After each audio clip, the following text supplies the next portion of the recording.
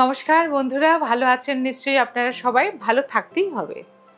আজকে আমরা যে সাবজেক্টটা নিয়ে কথা বলবো সেটা হচ্ছে রেইকি মাধ্যমে দূরবর্তী চিকিৎসা। অনেকে ভাবেন যে রেইকি বোধহয় সামনে থেকে দিতে হয়, বা রেইকির সামনে মানুষটা না থাকলে আমি তাকে চিকিৎসা করব কী করে। এটা একটা অনেকের ভিতরে কনফিউশন আছে। আজকে সেটা নিয়ে আমরা কথা বলবো।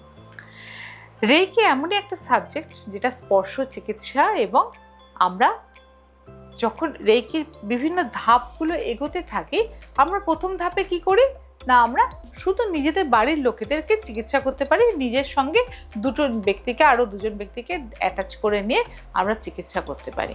সেকেন্ড ডিগ্রি শেখার পর আমরা কিন্তু দূরবর্তী চিকিৎসা করতে পারি। তা আমরা 3টে মাস্টার সিম্বল পেয়ে থাকি, এবং তার সাহায্যে আমরা কিন্তু দূরবর্তী চিকিৎসা করতে পারি। তারপরে যখন আমরা করোনা রেইকি শিখি, তখন কিন্তু আরও স্ট্রংলি আমরা চিকিৎসা করতে পারি। এবং তারপরে আমরা যখন মাস্টার ডিগ্রি হয়ে যায়, তখন আমরা অনেকগুলো সিম্বল পেয়ে থাকি, যে সিম্বলগুলোর মাধ্যমে আমরা বিভিন্ন রকমের প্রবলেম, যে কোনো প্রবলেম, রেইকিতে এমন কোনো প্রবলেম নেই যে প্রবলেমটাকে সারানো যায় না। এবং তার মধ্যে একটা পার্ট আমরা কিন্তু লামা ফেরাকেও ধরে নিই। আমরা আগের দিন এটা নিয়ে আলোচনা করেছি। আজকে আমার বিশেষত বলার উদ্দেশ্য যে দূরবর্তী চিকিৎসাটা আমরা কিভাবে করি। অনেকের মনে এই প্রশ্ন থাকতে পারে যে আপনি এখানে বসে থাকেন, আপনি বিদেশে কি করে ট্রিটমেন্ট করেন। আমি কিন্তু তাই করে থাকি। কিভাবে করে থাকি তোমাদের আজকে সেটাই বলে থাকবো। আমরা যখন রেইকি পুরো শিখে নিই, রেইকির প্রত্যেকটা ধাপকে শিখে এবং রেগুলার প্র্যাকটিস করি, তখন আমাদের চক্রগুলো কিন্তু ব্যালেন্স হতে থাকে, এবং আমাদের শরীরে যে 7টা চক্র আছে সেগুলো কিন্তু টোটালি ওপেন হয়ে যায়। যখন ওপেন হয়ে যায়, তখন আমরা কি করি না, আমাদের থার্ড আই চক্রটাকে সবার আগে খুলতে হবে। এবং থার্ড আই চক্র কিন্তু সহজে খোলে না। যত তুমি দেখবে, একটা আমি উদাহরণ দিই, ছুরিতে ধার দিতে যত ধার দেবে তত ধার হবে। তেমনি তোমার চক্রগুলোকে তুমি রোজ যত তুমি চ্যান্টিং করবে বা তুমি জপ করবে, তত তোমার ভেতরের চক্রগুলো কিন্তু শার্পনেস বাড়বে। এবং তার একটা চক্র, তার মধ্যে হচ্ছে থার্ড আই চক্র। এই থার্ড আই চক্রকে যত ধারালো করবে, এবং তখন তুমি ব্লু লাইট তুমি দেখতে পাবে। এই ব্লু লাইট দেখাটা কিন্তু অত সহজ নয়। এবং যখন তুমি নিজের আজ্ঞা চক্রে ব্লু লাইট দেখতে পাবে, তখন তুমি কি করবে না, তোমার সমুদ্রের ওপারেও, যেমন আমি কানাডায় করছি ট্রিটমেন্ট, আয়ারল্যান্ডে ট্রিটমেন্ট করছি, কি করে করছি না, আমার থার্ড আইতে তাকে কিন্তু নিয়ে আসছি।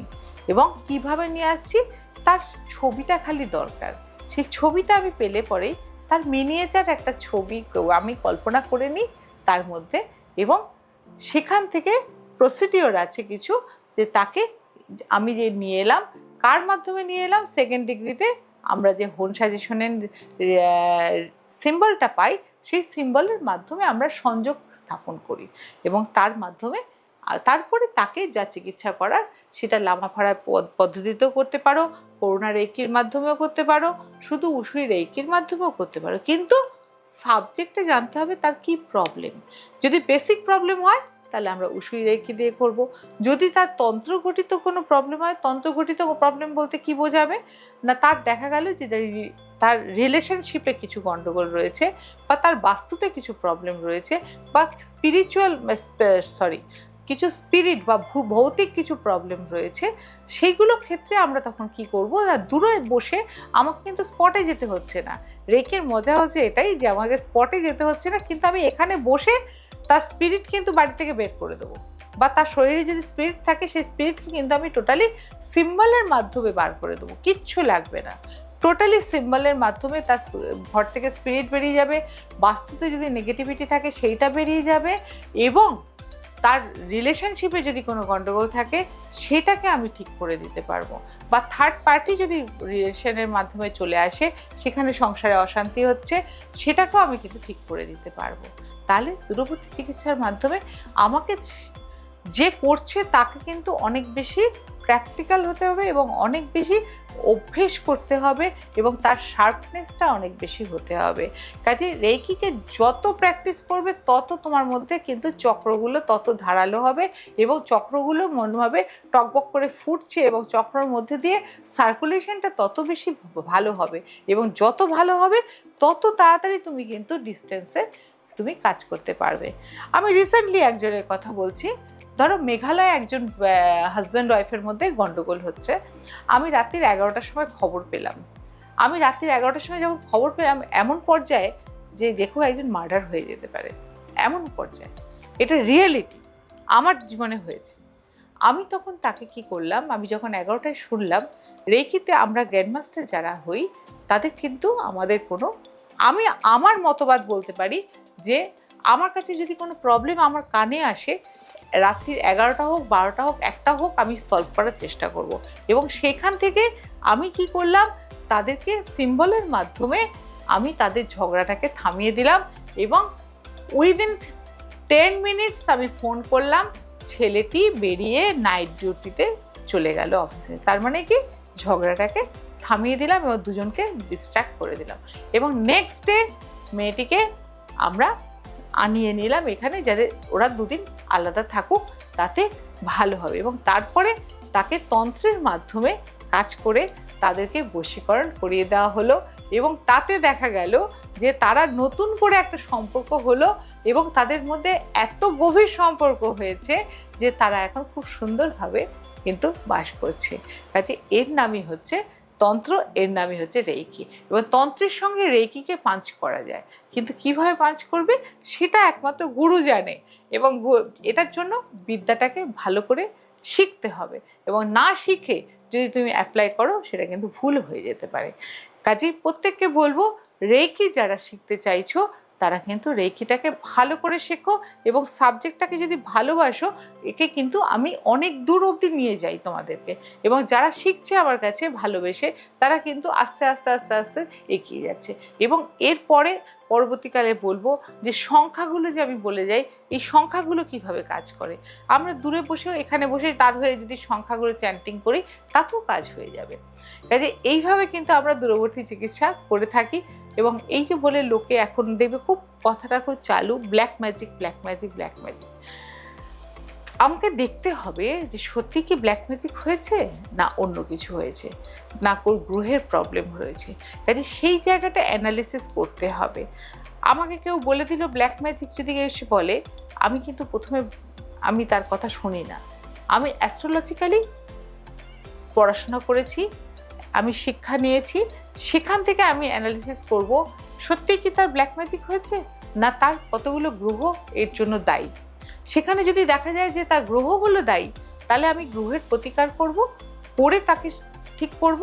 আর যদি দেখি না সেখানে তার কেতু দোষস্থ বা কেতু ডিস্টার্ব করছে বা তার উপরে কিসের কোন গ্রহের দৃষ্টি পড়েছে যার জন্য গুপ্ত শত্রু তৈরি হয়েছে, সেক্ষেত্রে আমরা কিন্তু রেমিডি অন্যরকম হবে। কিন্তু আমি গ্রহরত্নে বিশ্বাসী নই, আমি মন্ত্রে বিশ্বাসী, আমি তন্ত্রে বিশ্বাসী। আমি সেইটা করে আমি তাদের কিন্তু চিকিৎসা করার চেষ্টা করব এবং সেখান থেকে তাকে বের করে আনার চেষ্টা করব।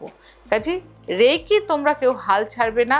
আমি এখনও বলছি, অনলাইন অফলাইন আমাদের রেইকি শেখানো হয়। তোমরা যারা শিখতে চাইছো বা অনেকে শিখে রেখেছো আগে, কিন্তু সেটাকে প্র্যাকটিস করো না, আমি বলবো আজ থেকে শুরু করো।